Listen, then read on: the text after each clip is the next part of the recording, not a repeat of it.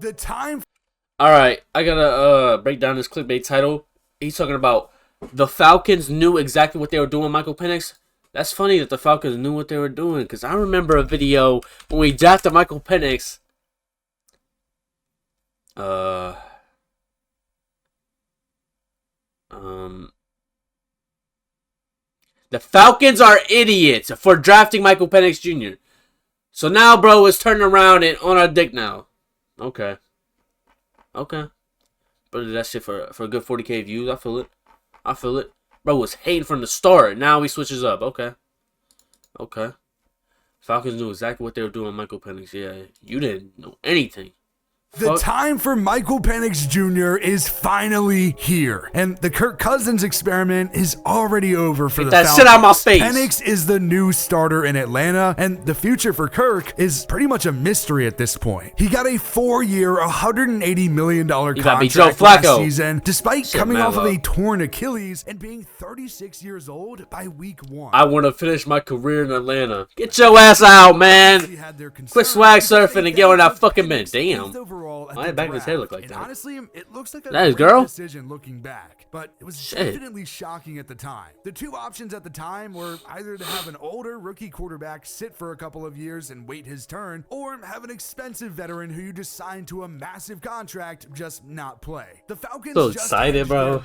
And now that Kirk hasn't been the now we got the lead, bro. Oh my god. At least Atlanta hopes so. The risk of signing Kirk Cousins was definitely worth it at the time. He was playing some of his best ball in 2023 before he tore his Achilles. The Vikings were 4-4, but at the time, he had thrown for 2,300 yards, 18 touchdowns, and just 5 interceptions. He's a veteran guy who's had some good seasons and even helped his team make the postseason, whether that was in Minnesota or Washington. If he was that same guy in Atlanta, it would have gone really well, but he wasn't. Kirk threw a career-high 16 interceptions to go with 18 touchdowns and 3,500 yards. And the Falcons ended up going 7-7 with Kirk behind center. You know what's crazy, bro? This man was like top 3 in fucking passing yards before like the stretch. Like that is insane, bro. It was like Lamar Jackson maybe, Joe Burrow, then Lamar Jackson or something. He was supposed to bring out the best of the weapons that the Falcons have, like Kyle Pitts. Yeah, it made sense. It made sense. It literally made sense, bro. Out like the Falcons had hoped. And he just didn't do that. It's a hard pill to swallow. The Falcons gave him a 4-year, $180 million contract with about $100 million guaranteed. Luckily, most of it will be off the books by 2026, but he's getting paid a ridiculous $62.5 million this season. The final straw was actually a win against the Raiders on Monday night, but it was just so bad. The Falcons won 15-9, but Kirk went 11 of 17 for 100. And you see the turnaround to next week, bro. We beat the fucking Giants, and it's the Giants, but look what we did with the fucking Raiders, bro.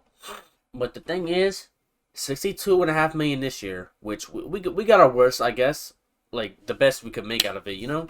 But next year we pay him what, $40 million, and then it's only $100 million guaranteed, so we're not gonna pay the rest of it, right? It's easy to get this shit off the books now, right?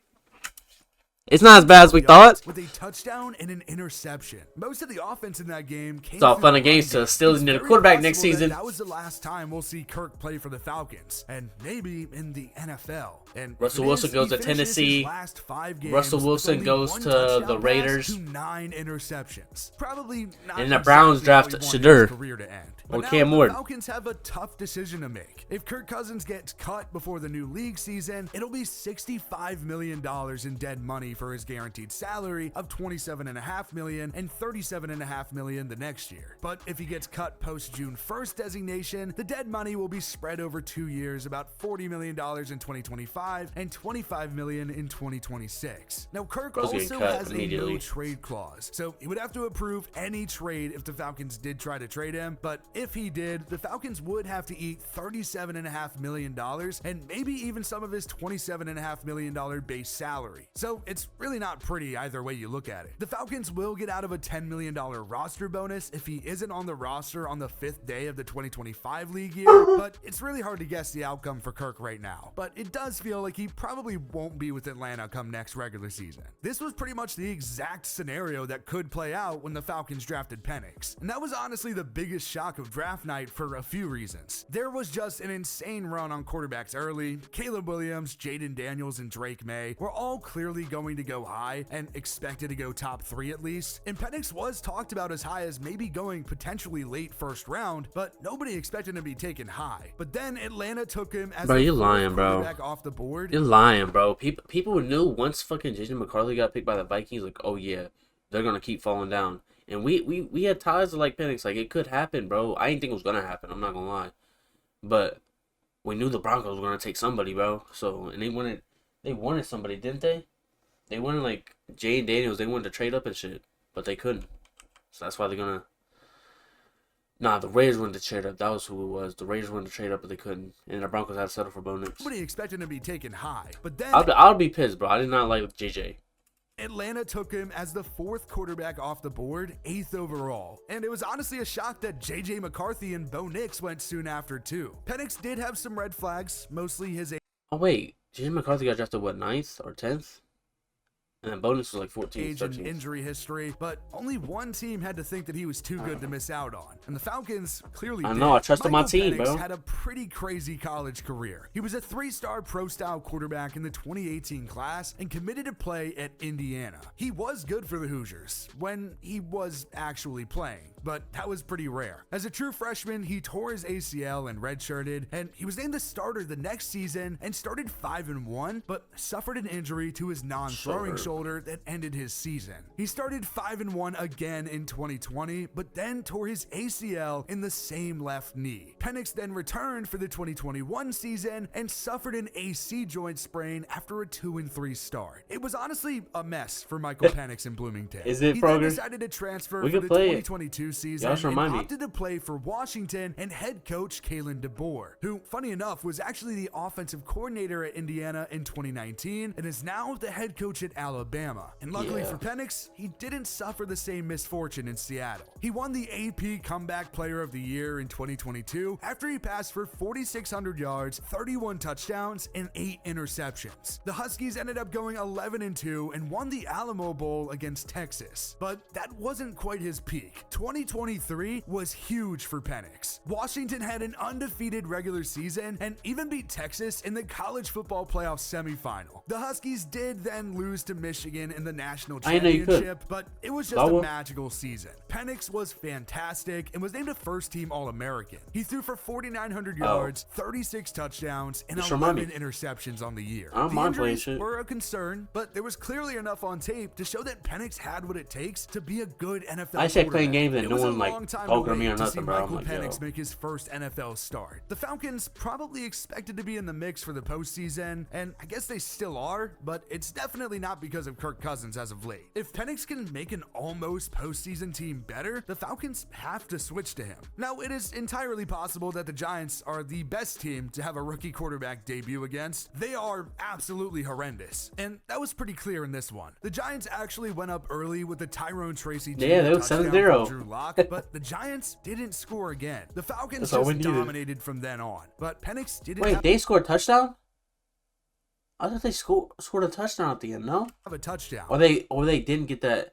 LA got brought back and then they missed the 4th down. Atlanta went on to win 34-7. Riley Patterson hit 2 field goals. Bijan Robinson rushed for 2 touchdowns, and both Jesse Bates and Matthew Judon had pick sixes. Now, with that being said, Penix did have a solid performance. He went 18 of 27 for 202 yards and did have an interception. He's gonna do. It's hard to say that interception was his fault. He literally threw the ball to Kyle Pitts, and somehow the ball pops out of his hands and gets picked off. Definitely definitely not his fault on that one. We should But have it won was a fine fucking performance. 41-7. He doesn't need to light it up day one because at the end of the day, he's a rookie and rookies are going to learn. Now, the Falcons are still in a position to fight for a postseason spot, but it probably won't come from a wild card. The Vikings have already pulled away this season, and both the Packers and Commanders already have double-digit wins, while the Falcons sit at 8 that was and a highlight 7. of It's Katavius ultimately Street. going to come down to a battle for the NFC South crown between the Buccaneers and the Falcons, and whether or not Atlanta makes the postseason or not, it's pretty clear that the Falcons as of right now aren't contenders. It's really all about the future now, and if Penix can play well for the next 2 games, the Falcons should feel pretty good. Now, if you missed Penix's debut, don't worry, you won't have to wait too long to watch him on prime time. Atlanta visits Washington for Sunday Night Football next week, and it'll be his first road test in prime time against likely a playoff team. Marshawn Lattimore is likely the best cornerback he'll face as a rookie if he plays, but it'll also be really cool to see that battle between 2 rookie quarterbacks. Penix is just now getting his shot, while Jaden Daniels has already well solidified himself as a top rookie quarterback, with Bo Nix not far behind him. Then once the new year rolls around, the Falcons close out against the Panthers. Now, Carolina is bad, and they have been the worst team in the NFL at times, but Bryce Young looks like a completely different guy now. I might fuck around and watch that Sunday Night Football game. His rookie season was Like, I'm low-key busy, but like I'll like have it in the background. was absolutely brutal, and he was even benched And I'll earlier get this highlights. season, but now Bryce looks good. He's already been through a lot in the pros, and Penix should be making his 3rd NFL start, which is just crazy because Penix is over a year older than Bryce Young. He is an older rookie, and that means he's gonna need to show more off the bat. The next 2 weeks are going to be huge for the development of Michael Penix and the future of the Falcons. The Kirk Cousins era looks to be over, and honestly, that was pretty fast for that big of a contract. And now it's time to turn to a new page. Atlanta brought in 2 new quarterbacks for a reason. The veteran didn't pan out, so maybe the rookie will. Real shit. Real shit. A lot-time Falcons fan, no they didn't. The front office never knows what it's doing. Yeah. Wait. Bro, I trusted my franchise, bro. I trusted my franchise to figure it out, bro. They knew what they were doing. No, they didn't. They gave Turk $90 to play 2/3 of the season. They don't get a pass. The thing was, we drafted Penix at 8th overall. We seen something in him to draft him that high. For Kirk, we just need reassurance that, hey, we're going to have a high-quality quarterback, or a better quarterback than we've had in years in the past, guaranteed. But for Penix, we didn't know how he was going to pan out in training camp and actually, like in a game in the NFL. So we had another reassurance. So we made sure like we were going to have at least some type of high-quality quarterback, some type of quarterback composition off the bat. And Kirk went it out. He was lighting it up, and then you see what happened. He started playing like ass. And it was Michael Penix time now. And he played good. His first week, his first fucking NFL start. He played pretty well. We're asking for a lot next week for the Commanders, but he can fill them shoes, bro. He's better than fucking Taylor Heineke, fucking Desmond Ritter, Marcus Mariota, all these weak-ass quarterbacks I've had to fucking endure the last couple years. Fuck all of them. Michael Penix is light years better than them. Facts. For you guys signing Russ to a 4-year, $40 million a year this offseason, fuck it, bro. Thing is, we got so many rookie contracts. That's what I was about to say. Rookie contracts on that offense that we don't need to pay anybody for the next season or 2. But $40 million for Russell Wilson, now we'll pass. You think if Penix started this year, he would be in total rookie of the year? Probably not. Because I can't tell the future, and I don't know if he's going to play better than fucking Jaden Daniels. But I can guarantee he probably played better than fucking Bo Nix, or show more signs that he's a better quarterback than Bo Nix and Caleb Williams and Drake May.